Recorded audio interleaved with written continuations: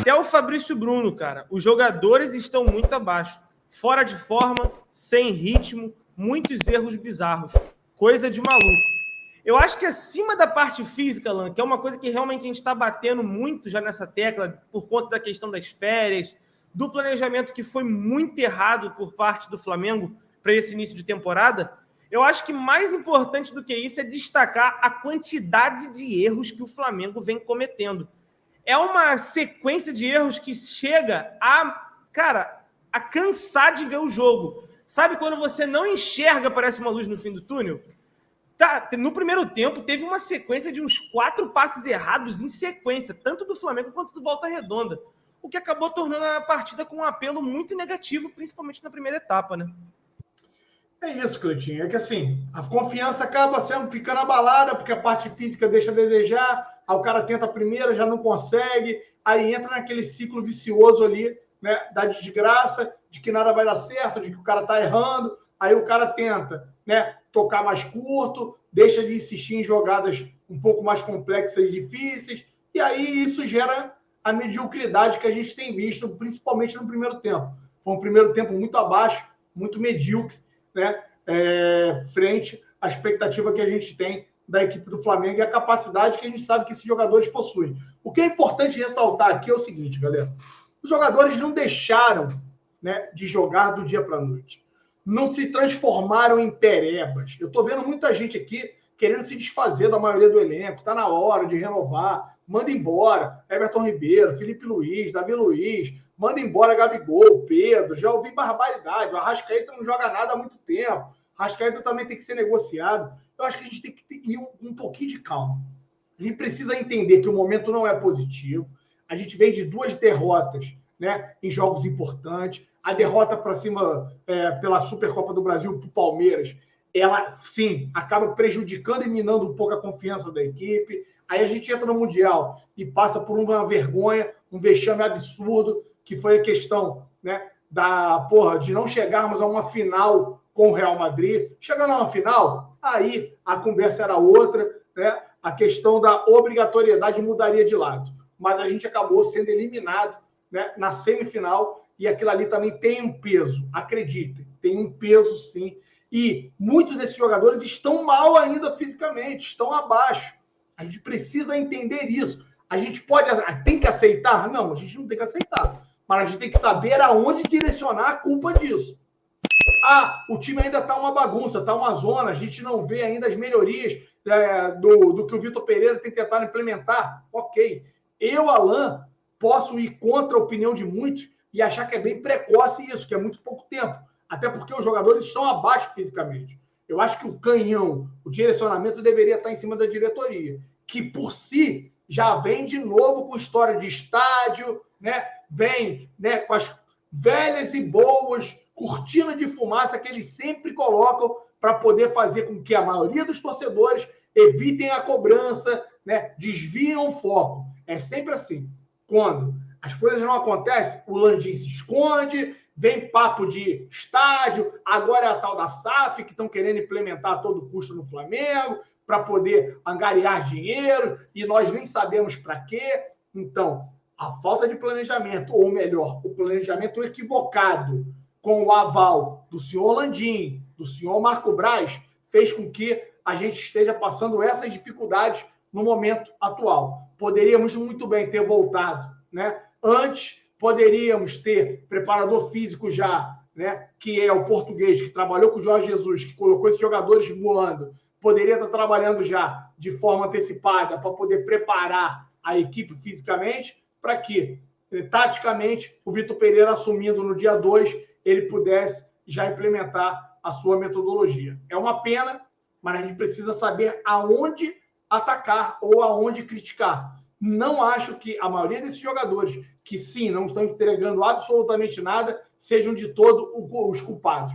Eu acho que eles estão muito mal fisicamente e isso acaba atrapalhando, né, no entendimento tático, no comprometimento e na intensidade para que a equipe do Flamengo possa apresentar um bom futebol.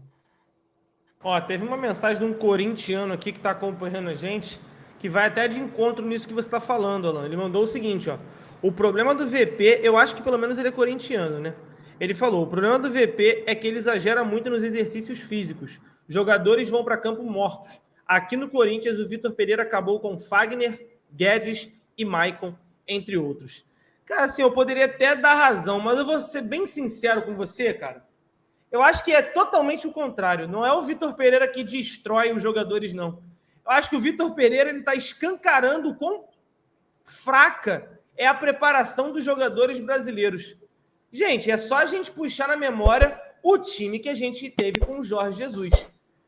Não houve no Brasil uma equipe que teve tanto destaque, principalmente físico, como aquele time de 2019. Aquele time não era fantástico pura e simplesmente pela parte técnica e tática, não, gente.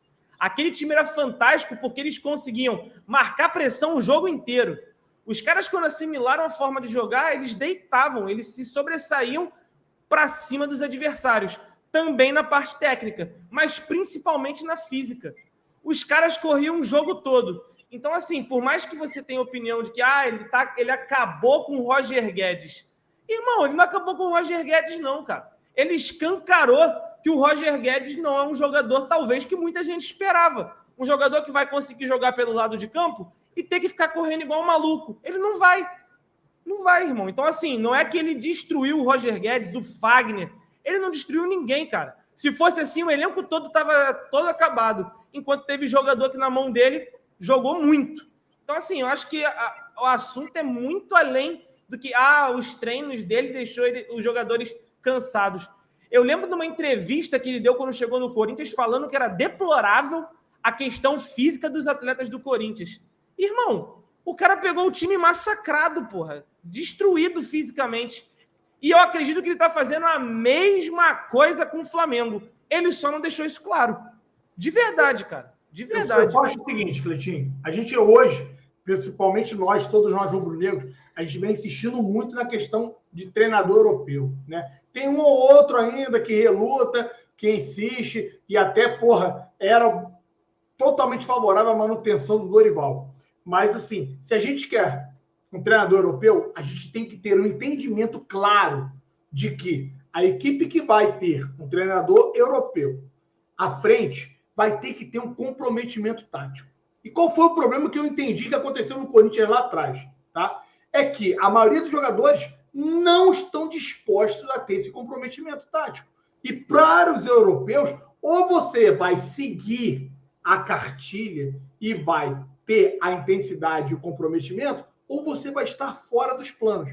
Eu lembro do Vitor Pereira muitas das vezes criticando e usando os meninos, ele até chama, né, os garotos por outro nome, os portugueses chamam, eu não lembro aqui agora, né, até mesmo para tentar melhorar, os gajos, sei lá como é que é o nome, e para tentar melhorar a intensidade, para tentar melhorar, né, a questão da forma física. Por quê? Porque ele exige muito isso, e é o que tem que acontecer aqui no Flamengo, e deve estar acontecendo. Os miúdos. Obrigado, Natan. O Natan falou. São os miúdos. Ele utilizava os miúdos no Corinthians para tentar encontrar intensidade, né? Para tentar equilibrar um pouco a equipe, porque o time do Corinthians era, assim, um time bastante envelhecido. Então, não é que o Renato Augusto, o Roger Guedes, que a gente sabe que não tem comprometimento tático nenhum. O Roger Guedes é um cara que tem uma certa qualidade, certo talento, mas é bem peladeiro. É um cara que quer jogar para ele, não quer jogar para a equipe, enfim. É um cara que eu também considero altamente egoísta, né? Ele tinha esse problema e isso o Vitor Pereira não admite, que é o que vai acontecer aqui no Flamengo. Eu só espero que ele, né, não coloque jogador por carteirada, que ele tenha o mesmo ímpeto e ele bata da mesma forma em jogadores hoje que se acham acima do bem e do mal, que, ao meu ver, é o caso do Gerson hoje. O Gerson está muito mal fisicamente, não está conseguindo entregar, e o Gerson merece um banquinho, sim, para ver se ele consegue acelerar o seu processo de evolução física para conseguir taticamente, né, e tecnicamente entregar mais.